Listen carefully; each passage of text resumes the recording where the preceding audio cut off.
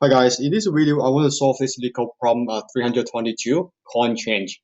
So we are given an array coins that representing the coins of different denominations of an integer amount representing the total amount that we need. And we need to return the fewest number of coins that we need to make up to that amount. So if that amount of money cannot be made up by any combination of the coins, return a 0, return a -1. Yeah, we can assume there's an infinite number of each kind of coin. So there are two keywords in here. One's the fewest, and another one is infinite. So let's say if we have coins 1, 2, 5, and we need 11. So one way to do it, and also the optimal way to do it, is have 2 5s and add a 1. So we in total have 3 coins. Or we can have 11 ones. In that case, we end up with 11 coins. That would be too many coins. Or we can have 5 twos and plus 1. So that would be 6 coins. That would be too many. And in this case, example number 2, we need 3.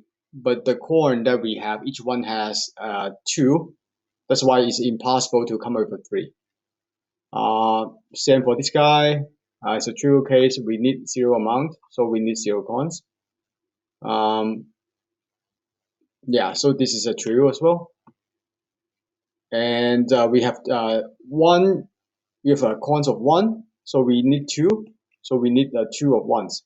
So another true case. So let's take care of we will solve this by using dynamic programming. And let's take care of some edge cases first. So if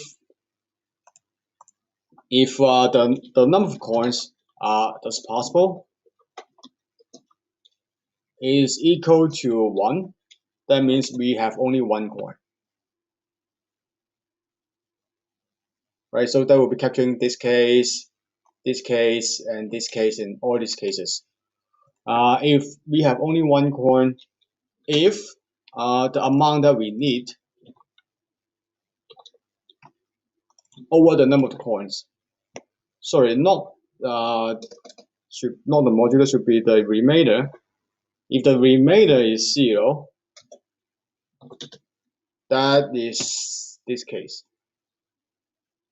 and this case, not this case.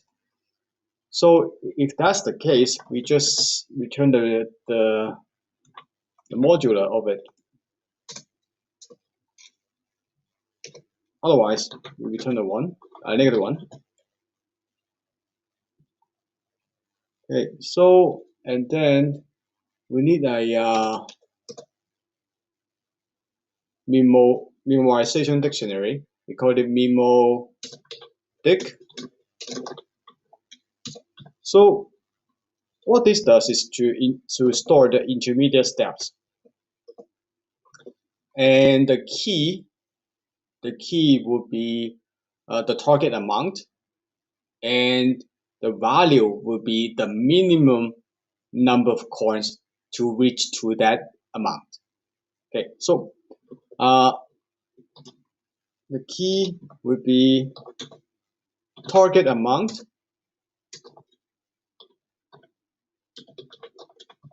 and then the value is the minimum number of coins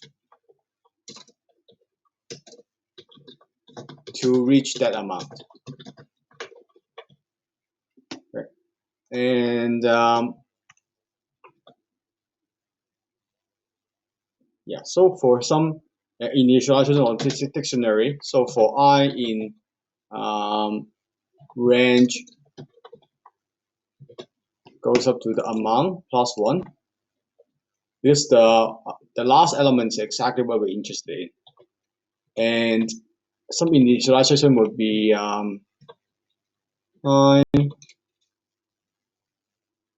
oops, what's that?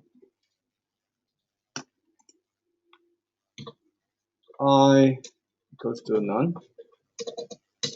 So this is some in the initialization. So for coin in coins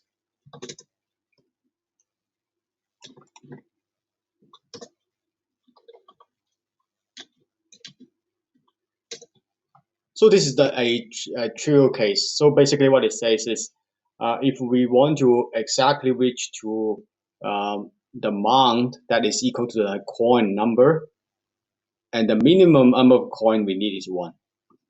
Right? I think it's pretty trivial.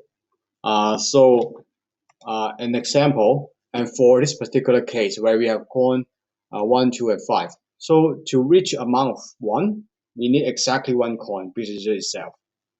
To reach the amount of 2, we can go either 2 ones or just 1 2, 1 coin of 2, and that's exactly how many ways. Minimum amount of ways will be 1. Minimum amount of coins will be 1.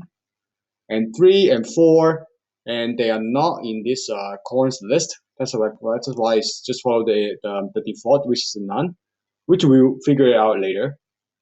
And for the 5, to reach to the amount of 5, we need exactly 1 coin, which is just 5 itself. Right? So it's pretty straightforward. And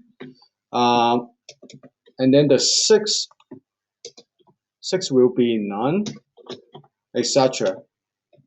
And we reach all the way to I mean in this particular example, I'm just talking about this particular example over here. 11, so it's still none. So this is exactly how many minimum number of coins that we need for each 11. That's exactly where we are interested in. And now let's define a recursor. And we need a target that we want to reach. Target. And if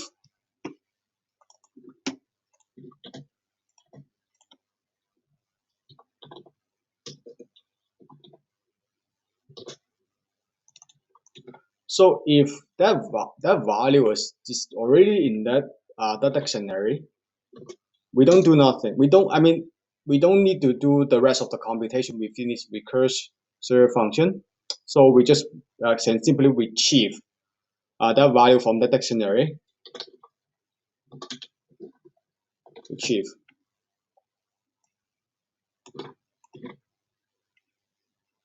And also we want to put in some edge cases to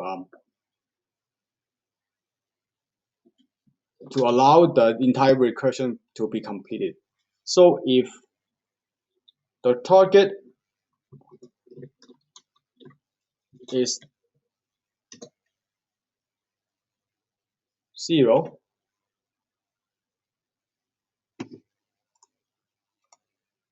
the target is 0, and that means we reach to a negative amount, and we just return the negative one. Okay.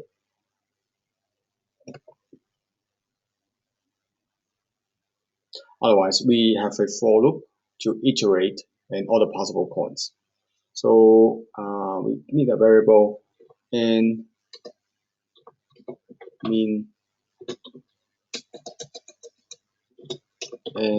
mean coins equal to the float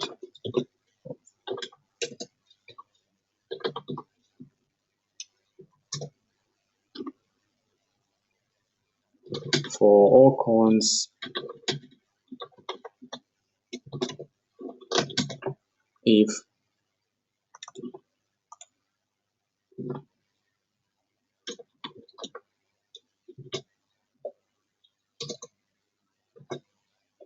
that's greater than 0. That means the coin is not too big. The coin is not too big. Yeah, exactly. So what we want to do is to find a minimum. So we not recursively, we look through all the possible coins and then find a minimum number of coins. And mean coins equal to mean of and mean coins, and the recursor of the target minus the number, the amount on the coin.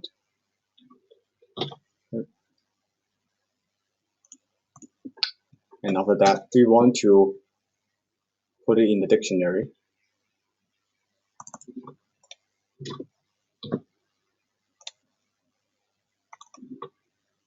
So we can save all the intermediate steps in the intermediate result, so we don't duplicate our work.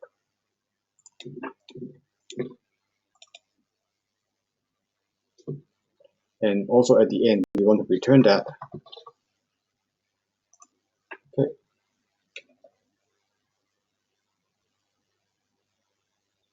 So at the end, we need to call a function to trigger the running.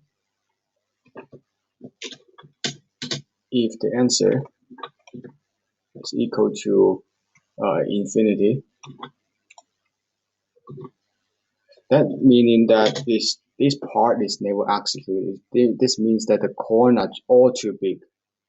So they're all too big, and in this case, it's impossible to find a way to reach out to our amount in here. So we will return a negative one, and otherwise just return the answer. Let's see. Oops. Let me see what was the problem. Okay, now it runs. I solved, detected 2 errors in here. So I need to put a 1 in here because that included the coin itself. This coin that we're looking at, so we need to put a 1 in here. And also when the target is less not equal to 0 and there's return 0, there's no way to find a target that is less than or equal to 0. There's no coins. I mean, just basically saying this case over here. So it's executed successfully. Sometime there. Oh, then here is like this. Token the first element. Do again. Yeah, it works. So let's look at the time complexity. So this belongs to the approach number of official approach number 3 of dynamic programming as the bottom approach. Yeah, it's pretty straightforward, and this is exactly the formula that we implemented right over here, and that's the formula that we implemented. So for yes, it's the same thing, but just a slightly different approach to do it.